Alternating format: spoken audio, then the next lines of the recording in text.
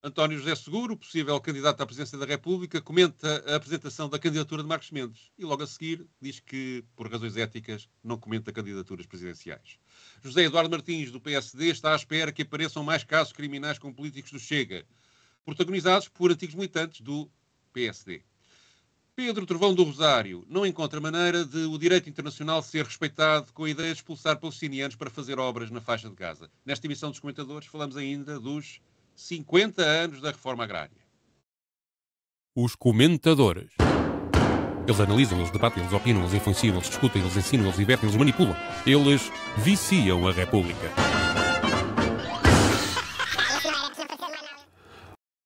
Ora, viva, cá estamos para mais uma edição dos comentadores. Hoje só comigo e com a Paula Cardoso. O Nuno Ramos de Almeida foi pastar para outras verdejantes paisagens. Nós vamos começar esta nossa conversa com aquilo que agora toda a gente fala, as presidenciais. E vamos começar por ouvir um putativo candidato presidencial, ainda não se definiu, mas anda a preparar isso já há meses, o militante do Partido Socialista, António José Seguro. Eu achei que, globalmente, o discurso do Dr. Luís Marcos Mendes foi um discurso, digamos, do candidato do PSD que marcou terreno num mês onde se anunciam várias candidaturas partidárias.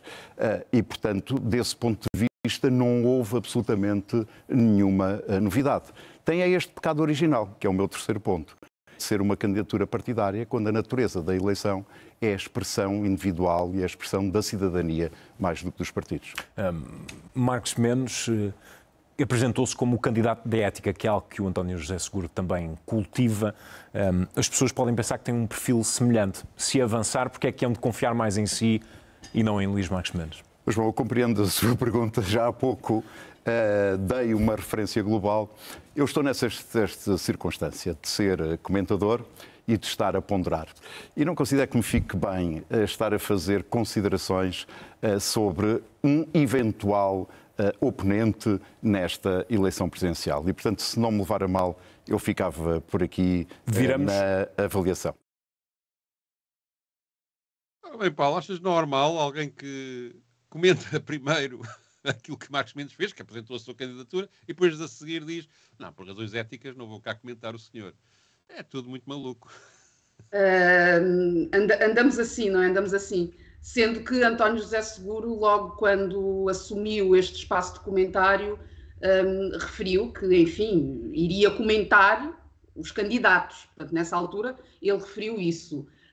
Entretanto, estará a ponderar mais do que ponderava naquela altura, não sei, ser candidato, mas eu tenho, sobretudo, alguma dificuldade em enquadrar as minhas noções de ética neste contexto, em que existe aqui esta ocupação do espaço mediático para a preparação de candidaturas políticas sem qualquer oposição, não é? E é facto que António José Seguro vem falando de uma necessidade de um código de ética na política, e é uma conversa que, aliás... Marcos Mendes também falou disso.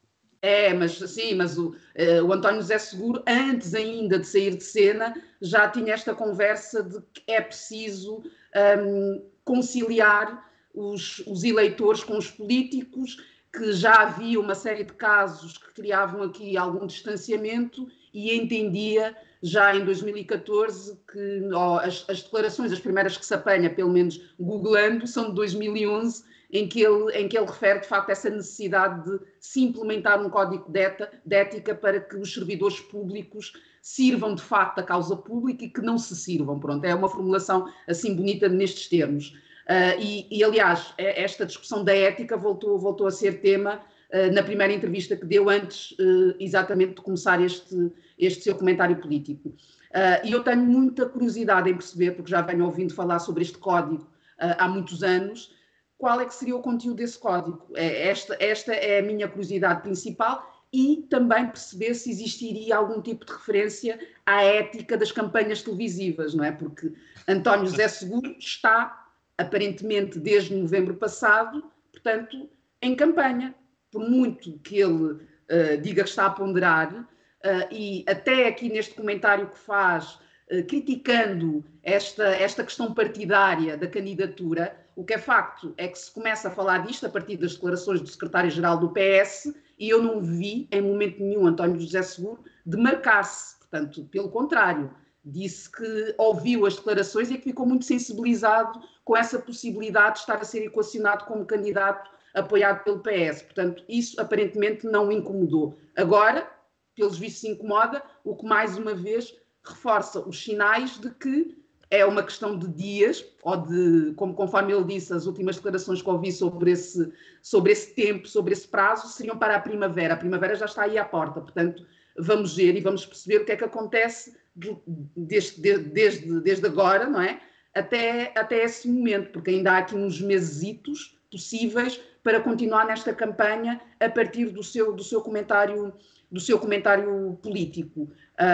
E é uma questão, enfim, de acompanharmos, sendo que eu não tenho dúvidas de que essa é a vontade, até porque se ela não existisse, isso seria descartado desde o primeiro momento, porque não é propriamente uma pessoa que regressou assim há tanto tempo e que está há 12 anos, como estava Marcos Mendes, não é? No comentário político. Esta questão da natureza partidária das candidaturas, a crítica que ele faz a Marcos Mendes, e depois Marcos Mendes, que na sua apresentação foi dizer: eu até entreguei o meu cartão de militante do PSD, porque isto agora passa a ser independente. Vamos lá ver, por um lado eu não percebo qual é o mal das pessoas terem partido e se candidatarem à presidência da República apoiadas explicitamente por um partido, e não vejo, sinceramente, qual é o problema com isso. Quer dizer, o Presidente da República tem que cumprir a Constituição. Desde que siga os parâmetros da Constituição, pode ter qualquer natureza partidária. Quer dizer, não vai, digamos, no essencial, não irá alterar grandes coisas, independentemente da origem do partido que tem. Excepto se, de facto, tiver uma missão ideológica ou comercial ou económica na cabecinha e queira ali impor essa ideologia, digamos assim, de lá para onde der. Por outro lado, também, quer dizer, olhando para António José Seguro, foi secretário-geral do Partido Socialista, militante do PS e deputado e dirigente durante não sei quanto tempo, e Marcos Mendes, do outro lado, também uma figura do PSD com currículo. Acho que quando eu era criança já ele era alguém na política do PPD, então, e eu já sou velhote, não é? Portanto, quer dizer, é o gato escondido com o rabo de fora. Vem agora dizer que são suprapartidários. Alguém acredita nisso? Eu também, de facto, não percebo, até do ponto de vista de instrumento de propaganda política, assumirem-se agora como extrapartidários. É algo que só lhes fica mal, porque cheira a hipocrisia por todos os lados. Não sei qual é o voto que conseguem ganhar com esse tipo de atuação. Depois, esta questão da ética está a dar muitas más ideias, quer de um lado de um, quer do lado do outro. Quando vem com comissões de éticas obrigatórias nos partidos, pelo menos foi essa a ideia que pareceu-me que Marcos Mendes transmitiu no seu discurso. Quer dizer, os partidos têm direito a governar-se como entendem. Além disso, já têm comissões disciplinares, etc, etc. Estar a impor aos partidos modelos de organização diferentes daqueles que eles próprios resolvem construir, parece-me algo antidemocrático. Não é? Mas preocupa-me ainda mais esta ideia agora, até puxada pela questão do deputado do Chega, Miguel Arruda, e das coisas que ele andou a fazer, a roubar malas, ou supostamente a roubar malas. A ideia de que estes dois candidatos também propagandeiam, mas não é só eles, de que o Parlamento tem que ter instrumentos para conseguir expulsar deputados em situações semelhantes.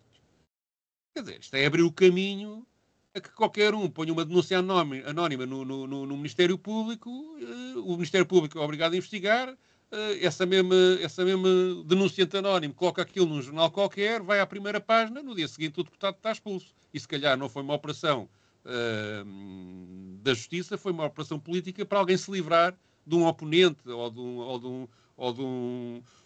alguém que ande, como se costuma dizer, já fora do penico dentro do partido e resolva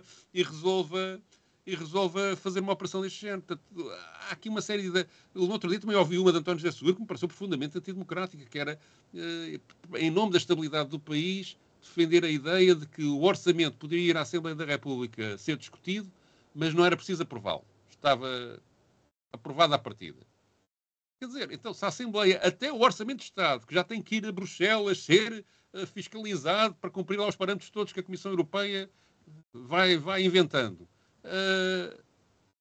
O Parlamento Português, se nem o Orçamento de Estado pode discutir com poder de decisão sobre ele, que é que o Parlamento passa a fazer? Para que é que sobra? Não é?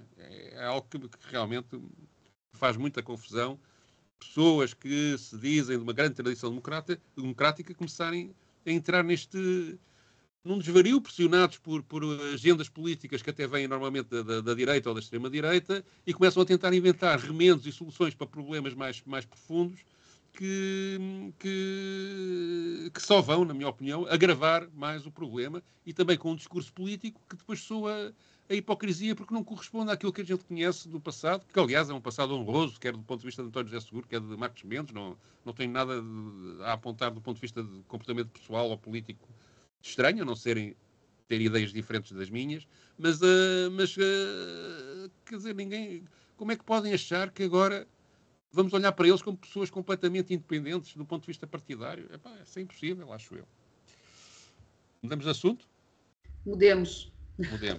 Então, já fiz uma referência a isso, continua, está aí na crista da onda, os problemas que o Chega e deputados do Chega e dirigentes do Chega e autarcas do Chega têm com a Justiça. José Eduardo Martins falou sobre isso no programa de debate em que participa.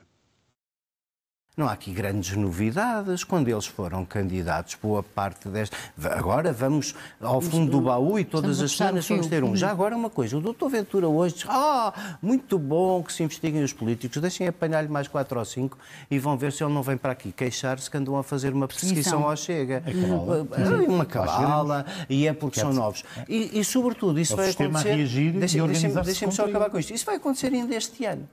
Porque um partido que recruta na internet candidatos a autarcas, tal como veio apanhar este refúgio do PSD, que são as pessoas do PSD, por exemplo, que foram para o Chega, são pessoas que nunca poderiam voltar a ser candidatas pelo PSD, não o seriam, foram para ali, porque aos votos do Dr. André Ventura lhes dão um emprego. Okay? Isso nas autárquicas vai ser mato, se perdoa a expressão. Vão ser uns atrás dos outros. E, portanto, nós vamos ter no caminho para as autárquicas, se formos um bocadinho mais exigentes, nós vamos espantar-nos com histórias umas atrás das outras do Chega.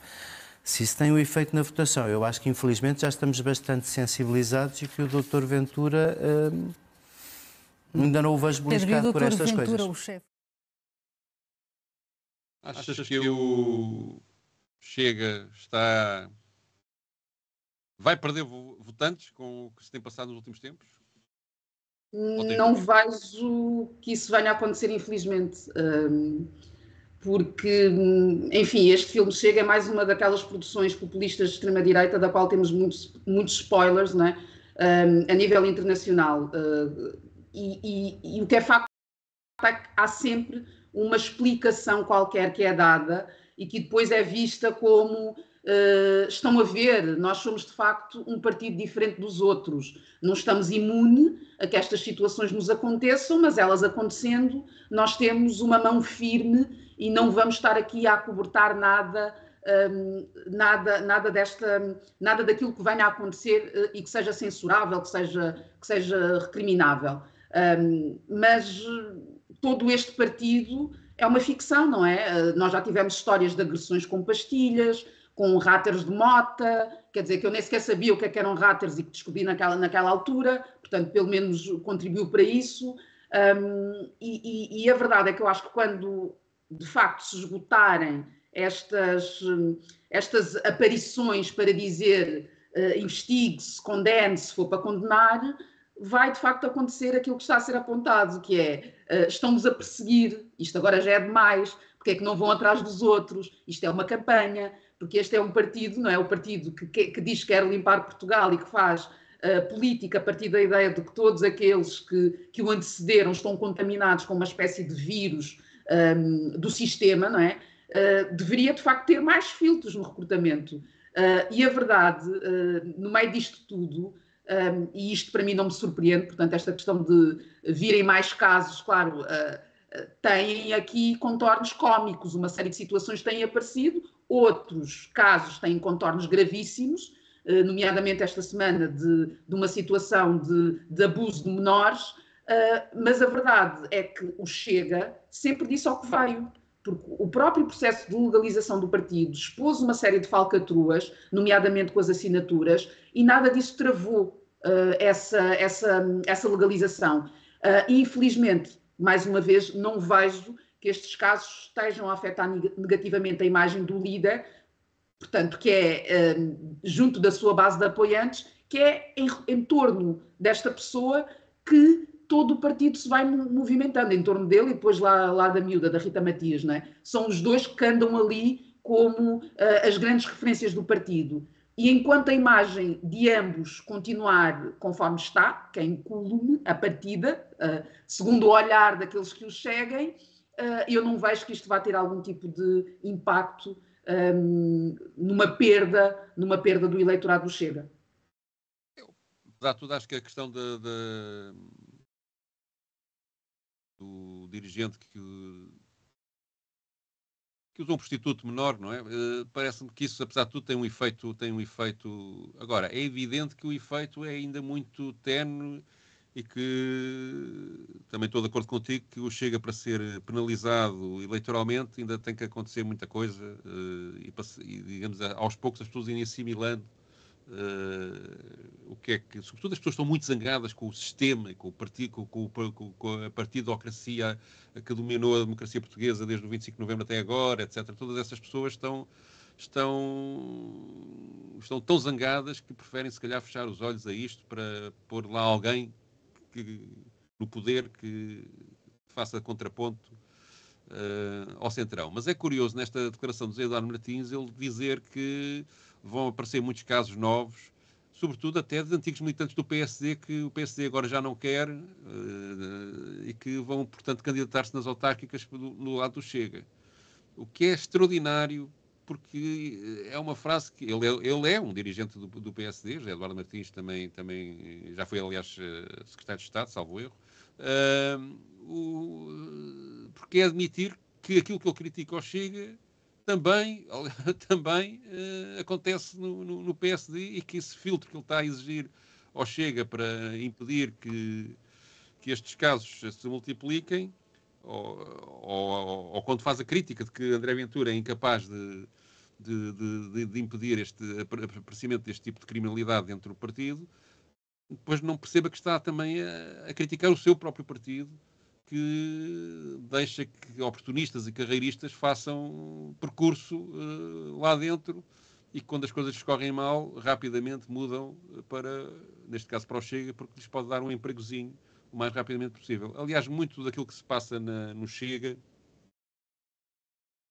e acho que o caso de Miguel Arruda é capaz de ser o exemplar, é mesmo isto. Eles arranjaram ali um empregozinho e a gente, aliás, já houve um trabalho jornalístico sobre isso. Se nós formos comparar as declarações de rendimentos destes deputados, que têm que fazer essa declaração obrigatória na Assembleia da República e no Tribunal de Contas, salvo erro, e no Tribunal Constitucional, aliás, entre o que eles ganhavam antes e o que ganham agora, muitos deles, digamos, subiram muito de vida, aqui entre aspas, ao conseguirem entrar para a política e bastou-lhes o ordenado de deputados para conseguirem um rendimento que provavelmente de outra forma nunca iriam conseguir, pelo menos nos tempos mais próximos. E, portanto, há aqui de facto um lado de carreirismo que faz com que o Chega acabe por ser,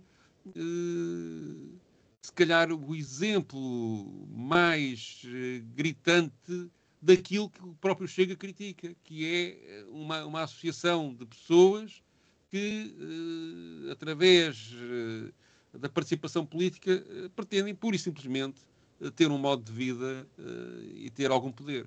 E, portanto, e não servir a causa pública propriamente dita. Não é? E, portanto, creio que é isso que o Chega está a sofrer e, com o tempo, isso acabará por trazer efeitos negativos para o partido. E acho que esta questão desta acusação de prostituição com menores toca no nervo que, para aquele tipo de eleitorado, é particularmente importante. E, por outro lado, também queria aqui outra questão, que é, se calhar, algumas pessoas com qualidade técnica, com prestígio social, têm medo do efeito, diz-me com quem andas, dir-te-ei de quem sou. E, portanto, quem seria provavelmente a preparar para começar a também entrar no Chega e ser preponderante no Chega por causa do seu estatuto social ou da sua profissão, se calhar agora pensa duas vezes porque não se quer misturar com esta gente. E isso também cria, digamos, uma resistência, uma dificuldade ao partido que não existia antes. É a primeira vez que vejo André Ventura à defesa e isso parece-me que é relevante acontecer. Então, um outro assunto que vamos aqui abordar é também um assunto dominante na atualidade noticiosa, é aquela ideia de Donald Trump querer fazer a Riviera do Médio Oriente na faixa de Gaza. Sobre isso, achei interessante uma declaração de um especialista em Direito Internacional, Pedro Trovão do Rosário. O direito internacional encontra um padrão de normas de conduta que regulamentam, que de alguma forma definem o modo como não só os Estados, organizações de direito internacional devem pautar-se em todas as suas relações, não encontra, obviamente, previsão quanto à possibilidade de um chefe de Estado poder afirmar o seu desejo de ver o povo de outro Estado a afastar-se do seu território para um outro espaço para que eventualmente venham a ser realizadas obras, e nós sabendo que essas obras, eu estou a utilizar mesmo uma expressão mais comezinha, não é, das obras, tenham os seus custos, quem é que as suportaria, qual o prazo, modo de realização, etc, etc. Ou seja, tudo isto parece-me, de facto, algo infantil. Mas não seria na prática noção. uma anexação?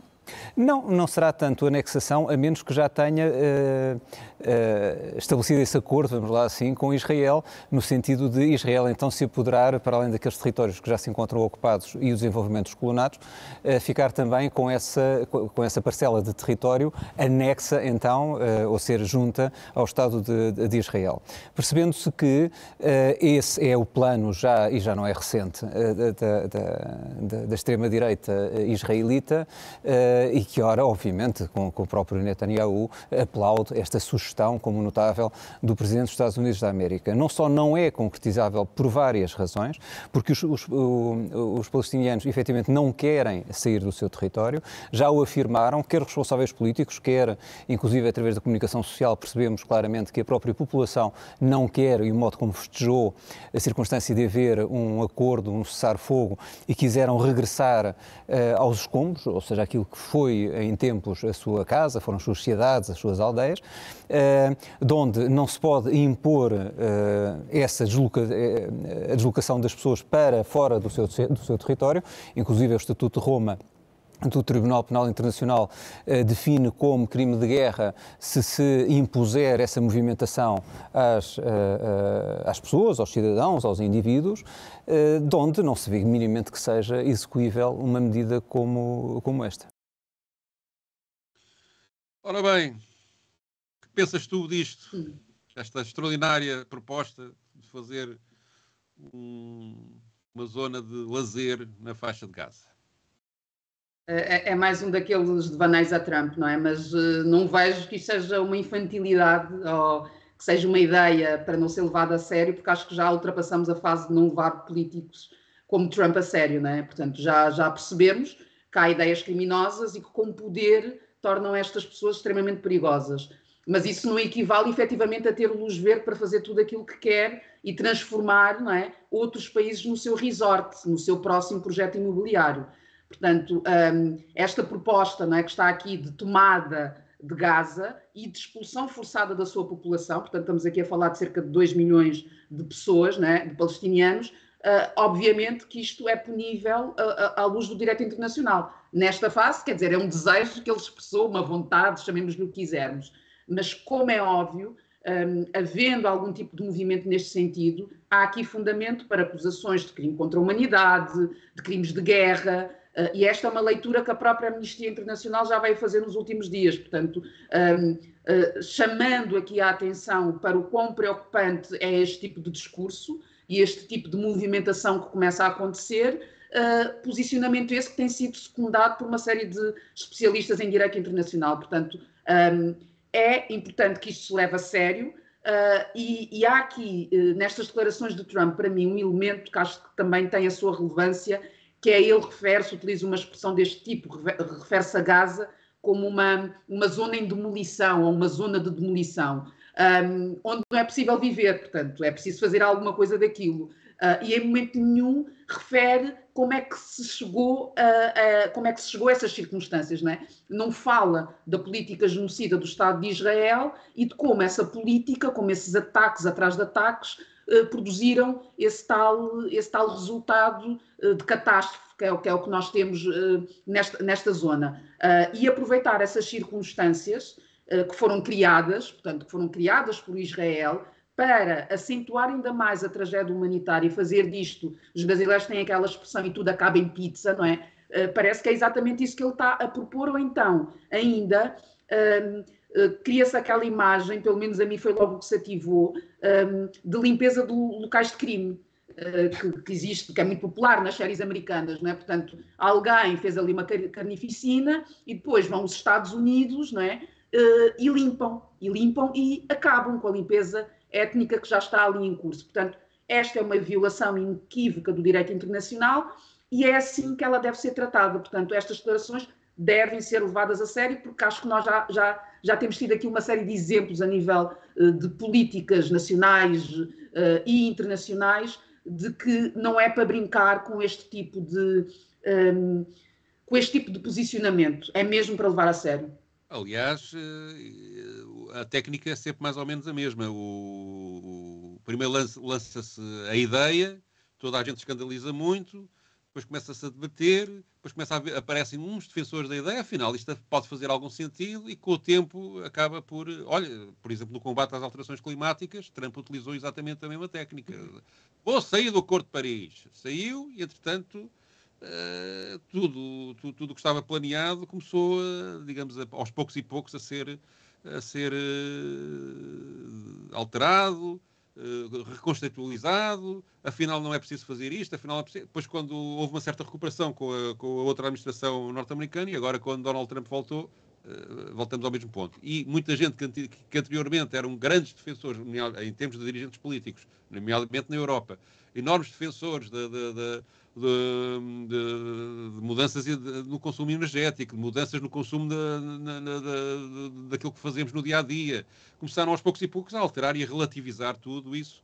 E eu creio que em relação à questão da faixa de Gaza, provavelmente vai acontecer algo semelhante, que é, agora está toda a gente escandalizada, a dizer que é um crime de guerra, que não pode ser, que o que está a passar aqui é uma limpeza étnica, como disse o secretário-geral da ONU, António Guterres, e se calhar daqui a uns meses começa a haver uma normalização disto, e, digamos, a criação de condições políticas para que acabe isso por acontecer. Mas aquilo que também parece muito interessante é que estamos numa época em que o capitalismo, e agora vou falar de uma forma mais ideológica, digamos assim, não é? O capitalismo perdeu de facto a vergonha completa e volta a ser o que era no século XIX, porque isto faz-me lembrar, e no princípio do século XX, faz-me lembrar, digamos, as atitudes que os impérios dessa altura, os impérios europeus, nomeadamente, fizeram em relação à África. Por exemplo, a Conferência de Berlim, no final do século XIX, já não lembro exatamente o ano, 87, 88, 1887... Acho que 1885. Não é? Andaram a dividir a África a régua e esquadro e depois mandaram para lá tropas a expulsar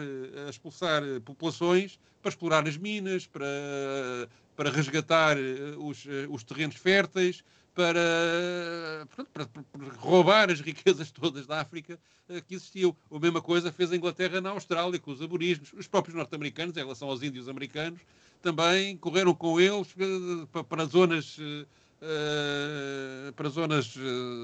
onde a vida era miserável, para construir cidades, construírem caminhos de ferro e explorarem as riquezas naturais do oeste norte-americano. Portanto, o capitalismo voltou à sua fase predatória e de exploração desenfreada de recursos, sem qualquer vergonha. Portanto, todo o percurso que fizemos, os avanços que houve nas democracias ocidentais, etc., parece que isto tudo está a recuar. Quer dizer, trocar a vida de 2 milhões de palestinianos por um projeto imobiliário é algo que, de facto, quer dizer, quanto é que vale? Qual é o orçamento disto? Um palestiniano custa quanto? É desta forma que o capitalismo está a pensar, não é? E isso é profundamente chocante e exige, de facto, um combate muito mais sério do que temos tido nos últimos tempos. Se calhar agarrarmos menos a coisas do dia-a-dia e conjunturais e tentar perceber como é que, de uma forma mais profunda, se consegue mudar esta mentalidade que está a ser dominante e que permite que este tipo de pensamento acabe por vingar, como eu tenho receio que nesta questão concreta da faixa de Gaza acabe por acontecer, até porque Israel está empenhadíssimo em fazer isto.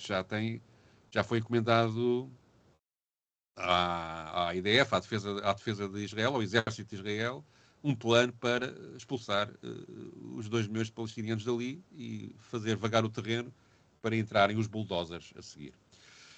Bom, vamos então ao nosso papel selado.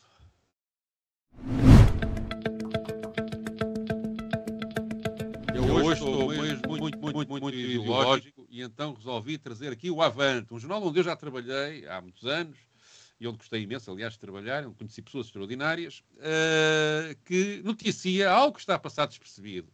A reforma agrária, que foi algo que aconteceu a seguir ao 25 de Abril em Portugal, a seguir em plena Revolução dos Escravos, está a celebrar 50 anos. A evocação é simbólica, obviamente, o momento simbólico que é trazido a essa evocação é a primeira Conferência dos Trabalhadores Agrícolas do Sul, que aconteceu a 9 de fevereiro de 1975.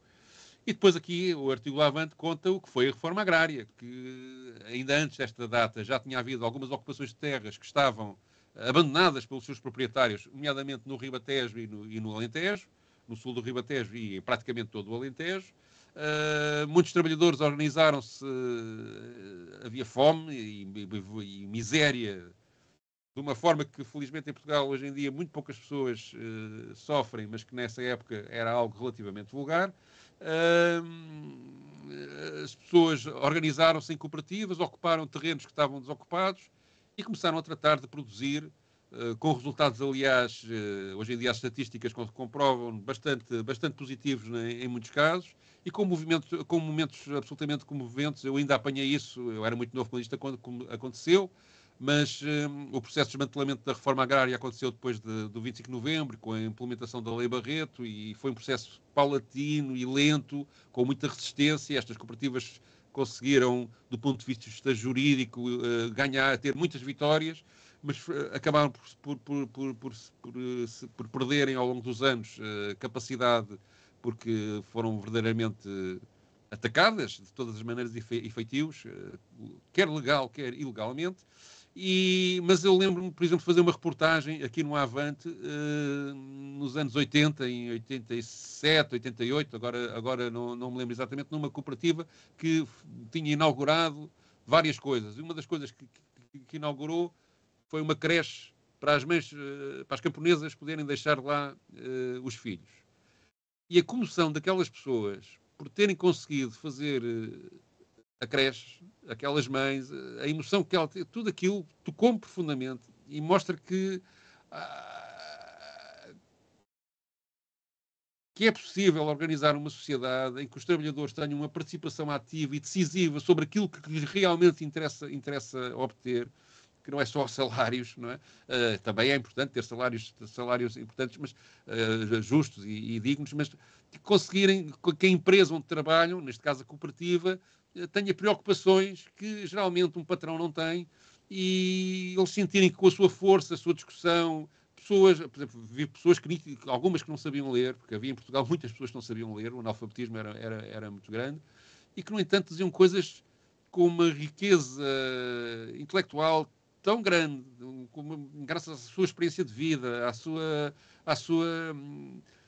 à consciência do papel que desempenhavam no mundo, que foi simplesmente arrebatador. E, portanto, eu quero evocar aqui, de facto, estes 50 anos da reforma agrária, porque me parece que foi uma experiência de como a democracia, a verdadeira democracia participativa pode funcionar e como isso é relevante. Já agora quero, entretanto, já depois de preparar este programa, apercebi-me que o Agostinho Lopes, o Fernando Oliveira Batista e o José Soeiro vão amanhã, dia 9 de fevereiro, portanto no dia em que passa este aniversário, na Casa do Alentejo, eu vou pôr a imagem, lançar um livro do José Soeiro sobre a destruição da reforma agrária. Terror, destruição e morte no Alentejo, a contra-reforma agrária. Já agora, isto é às 15 horas, na Casa do Alentejo, em Lisboa, já agora aproveito e faço o convite para quem estiver a ver-nos e possa lá dar o salto, que é capaz de ser interessante.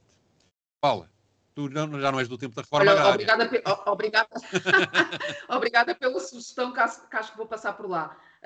Até porque este tipo de efeméride faz-me pensar muitas vezes na ausência de políticas de memória, portanto, que é algo que acho que está muito presente em Portugal, e depois também a questão ideológica, não é, do ensino, porque há sempre muitas discussões hoje que têm a ver com as identidades e que não se pode, e porque isto é propaganda e tudo e mais alguma coisa, mas questiono-me sempre sobre aquilo que eu aprendi, não é, daquilo que me ensinaram a partir dos manuais e aquilo que não está lá, e de como eu sinto que só na fase adulta e por iniciativa própria é que eu consigo ter acesso a factos, digamos assim, a factos sem estas interpretações, sem estes embrulhos mais ideológicos.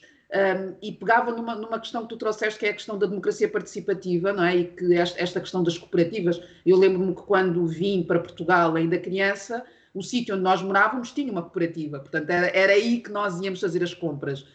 E esta memória, obviamente, estas presenças foram desaparecendo. Eu hoje conheço uma ou outra cooperativa, mas todas em zonas que são bastante rurais, digamos assim. Portanto, é onde ainda existem, mas continua a ser um meio de ligação entre a população ali residente. E acho isso também interessante, essa questão dos laços que se criam a partir de certos espaços e que hoje, quer dizer, nestas realidades que nós vivemos, quem é que tem, nestas grandes superfícies, ou mesmo que elas estejam implementadas em bairros, quem é que tem algum tipo de relação com as pessoas que circulam nesse espaço e até aquelas que estão no atendimento.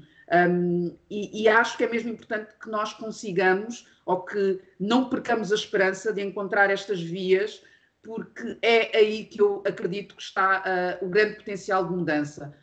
Enquanto nós continuarmos iludidos com estas narrativas dos colaboradores e do acenar com a cenourinha de um lado e do outro, e o consumo, não é? Esta questão, acho que houve aqui uma ilusão coletiva a partir de uma série de excessos que se tiveram, não é? E acho bem que as pessoas tenham acesso a coisas, mas que isso depois criou aqui uma espécie de inércia coletiva e que basta que nós vamos saciando de alguma forma insatisfações a partir de mais consumo. E esquecemos, não é? Esquecemos daquilo que mais importa, que é justamente como é que nós cuidamos desta sociedade e desta democracia. E eu acredito que a democracia participativa, o envolvimento cidadão, é de facto a via para nós conseguirmos ter aqui alguma força coletiva contra todas estas movimentações às quais estamos a assistir na política e que, enfim, revelam que têm mil e uma preocupações, mas que elas não estão de maneira nenhuma alinhadas com aquelas que são as necessidades que as pessoas reais vivem no seu cotidiano. E acho que estes exemplos do passado, das coisas que se fizeram e de como elas se fizeram, nós temos esta consciência, esta memória, acho que acaba por, de alguma forma, também alimentar esta possibilidade, esta energia da possibilidade e da esperança. E eu acredito muito nesse caminho, portanto, é sempre bom reavivar essas possibilidades. Muito bem, e assim, a recordar a reforma agrária, nos despedimos. Voltamos para a semana, passem bem. Os comentadores. Eles analisam, eles debatem, eles opinam, eles influenciam, eles discutem, eles ensinam, eles divertem, eles manipulam. Eles viciam a República.